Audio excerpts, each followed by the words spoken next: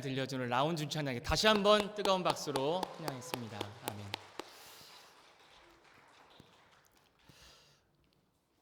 오늘 제목은 주는 나의 하나님이시니라 라는 제목으로 말씀을 나누겠습니다. 제가 이런 이야기를 들었습니다. 젊은 여자 집사님의 이야기인데요. 큰 전력회사에 근무하던 남편이 있었다고 합니다. 뛰어난 실력으로 승승장구해서 7개월 만에 고액 연봉자 반열에 올랐다고 합니다. 하지만 승진 속도가 빠른 만큼 가족과 또한 신앙에서 멀어지는 속도도 굉장히 빨랐다고 합니다. 이 여자 집사님은 남편과 한 달에 3일밖에 저녁 식사를 못하는 그런 상황까지 생겼습니다. 남편의 빈자리가 커지는 만큼 더 넓은 집으로 이사 갔고 또 방마다 최고급 가구로 가득 찼다고 합니다. 하지만 그 여자 집사님이 정말 원하는 삶은 이것이 아니었습니다. 남편을 떠날 생각을 한 지 오래였다고도 했습니다. 이런 상황 속에 하나님이 개입해 주셔서 마침내 남편의 삶을 조정해 주셨다는 고백을 했습니다. 회사의 구조조정으로 남편이 하루아침에 해고가 된 겁니다. 남편은 절망 속에서 예전에 자신이 하나님의 영광을 위해 성공하게 해달라고 기도했던 그 사실을 떠올렸다고 합니다. 문득 이런 깨달음이 왔다고 합니다. 하나님이 내게 원하신 것은 고속 승진과 두둑한 보너스가 아니라 가정과 교회를 소중히 여기며 섬기는 마음이 아니었을까? 하나님은 이 고난의 기간을 통해서 남편의 우선순위를 바로 잡게 해주셨고 인생에서 가장 중요한 것을 되찾게 하셨다고 고백했던 여자 집사님의 말이었습니다. 지금 남편은 아내와 자기 자신과 자녀들과 함께 하나님을 예배하고 한 교회의 선교 부서를 총괄하면서 하나님의 영광을 위해 살고 있다고 합니다. 진정으로 아름답고 또한 풍성한 삶을 원한다면 먼저 우리의 삶에서 욕심과 우상을 치워야 하겠지요. 그러한 욕심과 우상을 버린 자리에 하나님은 은혜가 풍성히 채워주실 줄로 믿습니다. 그래서 갈라디아서 5장 24절에는 이렇게 말씀하고 있습니다. 우리 함께 읽을까요? 그리스도 예수의 사람들은 육체와 함께 그 정욕과 탐심을 십자가에 못 박았느니라. 아멘. 직장이나 또한 돈이나 승진이나 화려한 가구나 큰 집이 하나님이 아니겠죠. 신앙생활을 하는 성도님들 중에도 하나님을 도구로 해서 세상적인 것을 추구하는 경우가 많이 있다고 합니다. 부끄럽지만 때로는 저부터 세상적인 것을 바라볼 때가 얼마나 많은지 모릅니다. 초대교회 신학자 성 어거스틴은 이런 표현을 사용했는데요. 사용할 것을 경배하며 경배해야 할 것을 사용하는 것이 우상이다라는 표현을 썼습니다. 무슨 말이냐면 돈은 사용하는 것인데 현대인들이 돈을 경배하고 있고 하나님을 경배해야 되는데 사용하고 있다라는 것입니다. 우상은 생명이 없어서 사람들에게 아무것도 줄 수 없지만 그 우상은 모든 것을 빼앗아 간다는 것이죠. 하나님을 모르는 사람들을 보면 이런 생각이 들 때가 있습니다. 꼭 현대적인 850가지의 바알과 아세라 우상을 섬기는 것 같다라는 생각이 듭니다. 그러나 오직 유일하신 하나님만이 우리 하나님이시고 왕이신 줄로 믿습니다. 오늘 우리가 읽은 이 본문 마지막 구절에 28절에서 29절은 이렇게 이야기합니다. 주는 나의 하나님이시라 내가 주께 감사하리이다. 주는 나의 하나님이시라 내가 주를 높이리이다. 여호와께 감사하라. 그는 선하시며 그의 인자하심이 영원함이로다. 아멘. 여호와만이 우리의 하나님이심을 감사하고 높이고 찬양하기를 원합니다. 왜냐하면 말씀의 근거에서 우리 하나님은 다른 신과는 달리 선하시고 인자하심이 영원하시기 때문입니다. 사랑하는 성도 여러분, 사람들은요 모두 무언가를 붙잡고 살아갑니다. 어떤 사람은요 돈을 붙잡고 살아가고요, 어떤 사람은 성공을 붙잡고 살아가고, 어떤 사람은 사람을 붙잡고 살아갑니다. 그런데 문제는 붙잡은 그것이 하나님이 아닐 때 우리 인생이 흔들리기 시작한다는 겁니다. 오늘 본문에서 시편 기자는요 분명하게 고백합니다. 주는 나의 하나님이시라. 이 고백은 단순한 말이 아니라 우리 삶의 중심을 선언하는 믿음의 고백입니다. 오늘 이 시간 우리 모두 이 고백이 회복되기를 예수님의 이름으로 축복합니다. 먼저 우리가 읽은 22절에서 23절을 우리 다 함께 읽어보도록 하겠습니다.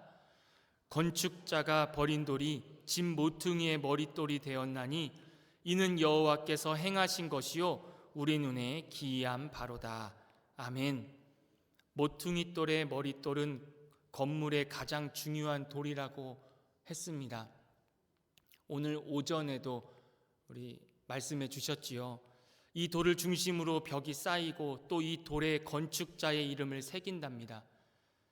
유대인들에게 이 버림받은 예수 그리스도가 이방인들에게는 모퉁이의 머릿돌이 된다는 겁니다. 유대인들이 메시아를 버리고 이방인들이 메시아를 머릿돌로 받아들이는 것이 하나님께서 행하신 바 기이한 것이라고 합니다. 사람들로부터 멸시와 천대를 받던 사람이 하나님의 구원을 받아서 영화롭게 되었고, 더 나아가서 중대한 임무를 맡게 되었다는 것입니다. 본래 자격이 없는데 자격을 주셨고 가치를 주셨다는 것입니다. 이방인 우리에게 주신 하나님의 전적인 은혜와 축복인 것입니다. 이 은혜는요 세상이 버렸으나 하나님이 우리를 받아주시고 사랑해 주셨고 하나님의 일꾼으로 사용해 주시고 천국 백성으로 만들어 주신 은혜라는 것입니다. 하나님의 은혜로 우리 모두가 모퉁이의 머릿돌이 된다는 겁니다. 대부분의 부모님들이 자식들에게 원하는 것이 보통 출세해서 잘 먹고 잘 사는 것이라고 합니다. 혹시 여러분도 그러십니까? 성경에 보면 사도 바울이 태어났을 때 그의 아버지는 이름을 이스라엘 초대왕의 이름인 사울로 지어주었을 겁니다. 자신의 아들이 사울 왕처럼 출세하기를 바라는 마음 때문이었을지도 모릅니다. 만약 사울이 자기 아버지가 원하는 대로 살았다면 우리가 알고 있는 이 바울은 이 세상에 결코 존재할 수 없었을지도 모릅니다. 바울이 바울일 수 있었던 것은 아버지의 염원이 담긴 사울을 버리고 작고 작은 사람이 되어서 일평생 복음을 전하며 주님을 섬기는 삶으로 살았기 때문입니다. 세례 요한도 보십시오. 이 세례 요한 역시 자기 정체성에 대해서 처음부터 끝까지 흔들림이 없었던 사람입니다. 그가 주님 앞에 온전히 엎드렸기에 주님은 그를 통해서 역사하실 수 있었습니다. 하나님의 부르신 뜻을 따라서 사는 것이 얼마나 행복한 의무인지 사도 바울과 세례 요한을 통해서 알 수 있는 것 같습니다. 하나님이신 예수님께서 인간의 몸을 입으시고 이 땅에 오셔서 십자가를 지시고 죽으셨고 3일 만에 부활하셨습니다. 끝까지 메시아로서 사명을 감당하셨지요. 유대인에게 버려졌지만 이방인의 모퉁이 머릿돌이 되셨습니다. 그리고 모든 민족의 구원의 머릿돌이 되셨지요. 우리도 예수님처럼 살면 됩니다. 어떠한 상황에서도 여호와만이 하나님이심을 믿고 찬양해야 할 줄로 믿습니다. 다니엘을 보십시오. 다니엘처럼 사자굴에서도 하나님만 섬기고, 이 다니엘의 친구를 보십시오. 사드락과 메삭과 아벳느고처럼 7배나 뜨거운 그 풀무불에 던졌다고 해도 하나님만 섬기는 믿음을 가졌습니다. 그 믿음으로 우리가 살아갔으면 좋겠습니다. 한 조각가가 있었는데요. 그는 길가에 버려진 거칠고 흠 많은 돌들을 수집했습니다. 사람들은 얘기합니다. 야, 그 돌은 쓸모가 없어요. 이 돌 가지고 뭘 하겠습니까? 그러나 이 조각가는 말합니다. 이 안에 저는 작품이 보입니다. 그는 수개월 동안 그 돌을 다듬고 다듬어서 결국 놀라운 조각상을 만들어냅니다. 사람들이 감탄하며 물었습니다. 어떻게 이런 작품을 만들 수 있었어요? 조각가가 이렇게 얘기하죠. 저는 그저 필요 없는 부분을 깎아냈을 뿐입니다.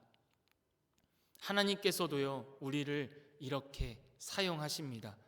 세상은 우리를 평가하고 버릴 수 있지만 하나님은 우리를 머릿돌로 세우신다는 겁니다.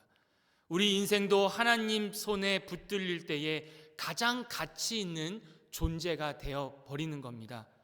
오늘 말씀을 생각하시면서 우리 모퉁이 머릿돌이 되시는 예수 그리스도를 우리 모두 찬양하고, 그리고 이 험한 세상에서 모퉁이 머릿돌로 살아가는 우리 성도님들과 제가 되기를 예수님의 이름으로 축복합니다. 우리 본문 25절을 우리 다 함께 읽어보도록 하겠습니다. 여호와여 구하옵나니 이제 구원하소서. 여호와여 우리가 구하옵나니 이제 형통하게 하소서. 아멘. 여호와여 이제 구원하소서라는 말은 호산나입니다. 호산나.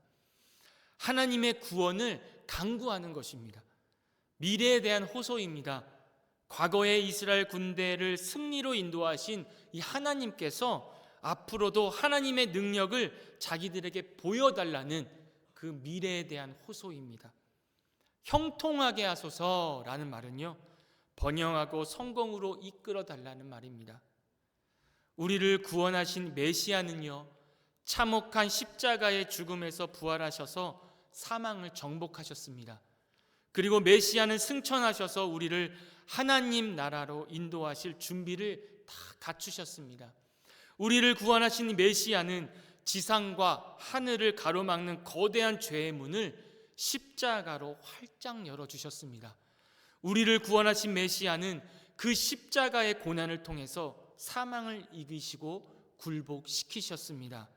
오늘 우리가 읽은 25절 이 말씀은 높임받은 이 구속자 메시아를 향해서 호산나 찬송을 외치면서 영접하고 따르는 고백입니다. 예수 그리스도께서 예루살렘에 입성하실 때를 생각해 보십시오. 백성들은 종려나무 가지를 흔들고 겉옷을 깔고 공개적으로 지지하는 표현을 했습니다. 이처럼 여호와의 백성들은요, 그 하나님의 백성들은 메시아를 통해서 주시는 그 축복을 확신하고 감사의 제사를 드렸습니다. 우리를 구원하여 주시고 형통하게 해달라고 간절히 부르짖고 기도하고 있는 겁니다. 구원과 형통은요, 하나님이 주시기 때문에 우리가 기도할 수 있는 것입니다. 어느 한 청년이 인생의 실패를 경험했다고 합니다. 여러분도 이 인생을 살아가면서 실패했던 경험들이 많이 있지 않습니까? 사업이 무너지고 빚까지 졌던 한 청년이 마지막으로 산에 올라가서 하나님께 이렇게 기도했다고 합니다. 하나님, 저는 끝났습니다. 저 좀 살려주세요. 그때 마음에 이런 생각이 들었다고 합니다. 너는 끝난 것이 아니라 시작이야. 이제부터 시작이란다. 그때 그는 모든 것을 내려놓고 작은 일부터 다시 시작했다고 합니다. 몇 년 후에 그는 이렇게 간증했습니다. 하나님은 내 인생을 무너뜨리신 것이 아니라 잘못 쌓은 것을 다시 세우신 것이었습니다. 라고 고백했다고 합니다.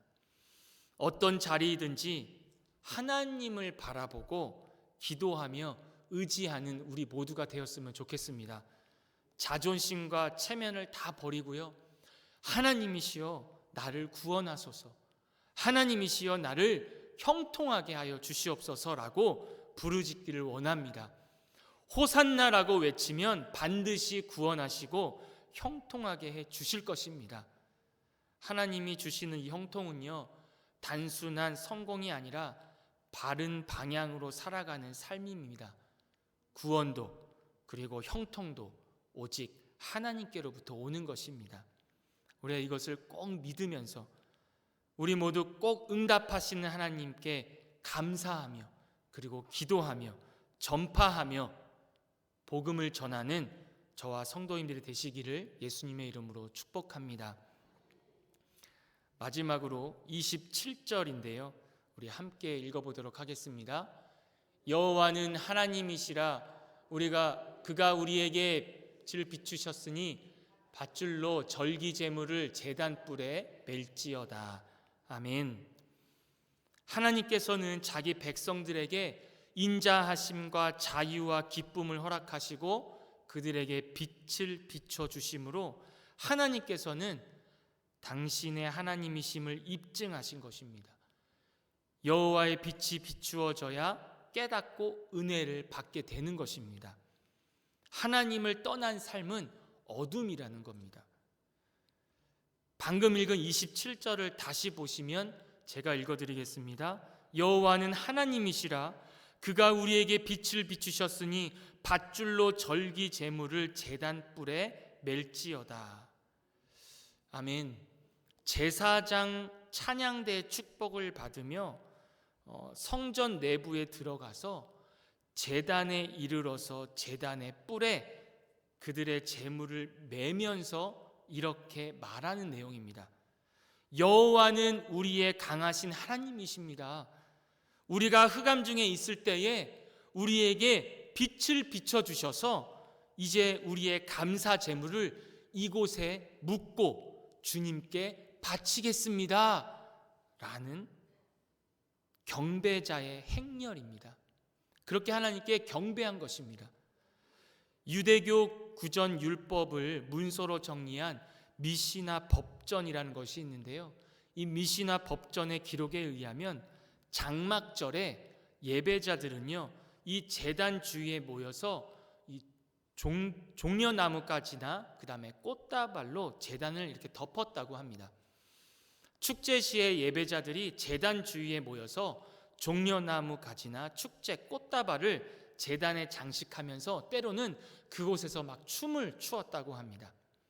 그래서 본문의 27절에 보시면 밧줄로 절기 제물을 제단 뿔에 맨다는 것은 제물이 떨어지지 않도록 평생 끊임없이 제물을 드리겠다는 약속과 맹세이기도 한답니다. 한두 번 상황과 기분에 맞춰서 제물을 드리다가 그만두는 것이 아니라 평생 한결같이 제물을 드리고 하나님께 충성하겠습니다 라고 하나님과의 약속을 한 것입니다. 많은 성도님들이 즐겨 부르는 찬송 중에 나 같은 죄인 살리신이라는 찬송이 있습니다. 여러분 아시지요? 우리 화면을 보시면 이렇게 기록되어 있습니다. 나 같은 죄인 살리신 주 은혜 놀라와 잃었던 생명 찾았고 광명을 얻었네. 큰 죄악에서 건지신 주 은혜 고마워. 나 처음 믿은 그 시간 귀하고 귀하다. 이제껏 내가 산 것도 주님의 은혜라. 또 나를 장차 본향에 인도해 주시리. 우리 4절은 함께 찬양해 볼까요? 거기서 우리 영원히 주님의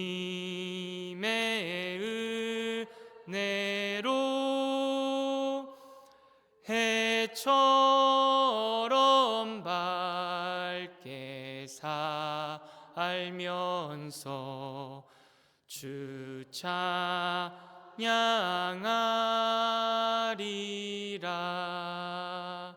아멘.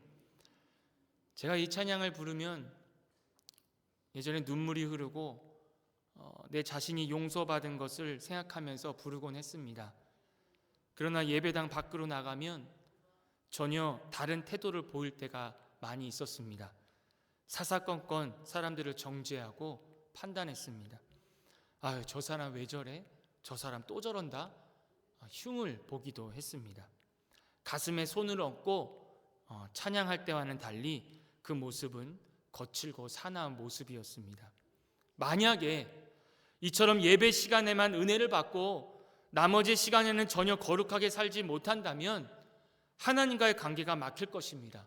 역으로 생각해 봐도 마찬가지일 겁니다. 인간관계가 힘든 이유를 잘 헤아려 보면 하나님과의 관계가 올바르지 못했을 가능성이 굉장히 높습니다. 가장 큰 문제는 이런 나 자신의 모습을 전혀 보지 못한다는 것이죠. 열심히 교회 다니니까 내가 그래도 좀 괜찮은 사람이라고 생각합니다. 나는 괜찮은 사람인데 늘 주변이 문제야, 저 사람이 문제야 라고 말합니다. 그래서 우리는 무엇을 바라보아야 하냐면 십자가를 바라봐야 합니다. 왜냐하면 십자가에서는 우리의 실상이 적나라하게 드러나기 때문입니다. 스스로를 괜찮은 사람이라고 합리화하던 그 시간들이 십자가를 보면 그 십자가를 통해서 부끄러워지기 때문입니다. 아무런 죄 없으신 하나님 아들 예수님이 대신해서 죽으셔야 했을 만큼 내가 악독한 죄인임을 알게 되기 때문입니다. 우리 모두는요, 그 십자가에 예수님과 함께 못 박혀서 죄에 대해서 죽어야 합니다. 십자가의 다름질을 경험해야 우리가 매일 달라집니다. 십자가가 가장 큰 복입니다. 우리의 신앙생활과 그리고 봉사와 그리고 헌신은요, 평생 계속되어야 합니다. 무엇 때문에요? 누구 때문에요? 그만두어서는 안 된다는 겁니다. 그럼에도 불구하고 우리가 평생 지속해야 하는 것입니다. 사람이나 세상이 아닌 그 십자가를 평생 바라보아야 하는 것입니다. 십자가를 바라보면 겸손해지고 그리고 능력과 소망을 얻습니다. 한 나이 많으신 집사님이 계셨습니다. 그분은 40년 동안 한 번도 빠짐없이 새벽 기도를 지키셨다고 합니다. 누군가가 물었답니다. 어떻게 그렇게 꾸준히 새벽 기도를 하셨어요? 집사님이 이렇게 대답했습니다. 내가 하나님을 붙잡은 것이 아니라요, 하나님이 나를 붙잡고 계셨기 때문에 그게 가능한 것 같아요. 그렇습니다. 신앙은 감정이 아니라 관계이고요, 충성입니다. 신앙은 기분에 따라서 하는 것이 아니라 삶 전체로 드리는 것입니다. 시험과 박해와 고난이 많은 이 세상이지만 오늘 말씀처럼 밧줄로 절기 그 재물을 제단 뿔에 맬지어다라고 한 것처럼 제단과 하나가 되어서 평생 제단에서 예배하고 기도하고 말씀을 지키며 마음을 드리는 삶이 계속되는 여러분과 제가 되기를 소망합니다. 우리 28절과 29절 우리 마지막으로 읽어보겠는데요. 제가 읽어드리겠습니다. 주는 나의 하나님이시라 내가 주께 감사하리다. 주는 나의 하나님이시라 내가 주를 높이리이다. 여호와께 감사하라. 그는 선하시며 그의 인자하심이 영원함이로다. 아멘. 성도 여러분, 오늘 말씀은 우리에게 분명히 말해주고 있습니다. 예수님은 우리의 머릿돌이십니다. 하나님은 우리에게 구원과 형통을 주십니다. 그래서 우리는 평생 하나님과 함께해야 되고요, 충성해야 되고요, 감사해야 합니다. 그렇다면 이제 우리에게 질문해야 합니다. 나는 정말 하나님을 하나님으로 섬기고 있는가? 혹시 우리는 하나님을 수단으로 사용하면서 세상을 목적으로 삼고 있지는 않습니까? 오늘 결단했으면 좋겠습니다. 돈보다 하나님을, 성공보다 하나님을, 그리고 사람보다 하나님을, 그리고 이렇게 고백했으면 좋겠습니다. 주님은 나의 하나님이십니다. 우리 한번 따라해 볼까요? 주님은 나의 하나님이십니다. 다시 한번 할까요? 주님은 나의 하나님이십니다. 이 고백의 말이 정말 그냥 흘려보내는 말이 아니라 우리의 삶이 되시기를 예수님의 이름으로 축복합니다. 오늘 이 예배가 우리의 인생의 방향을 다시 세우는 시간이 되시기를 간절히 소망합니다. 우리 기도하겠습니다. 사랑의 하나님, 오늘 주신 말씀을 통해 우리의 신앙을 다시 돌아보게 하시니 감사합니다. 그동안 하나님보다 세상의 것들을 더 의지하며 살았던 우리의 모습을 회개합니다.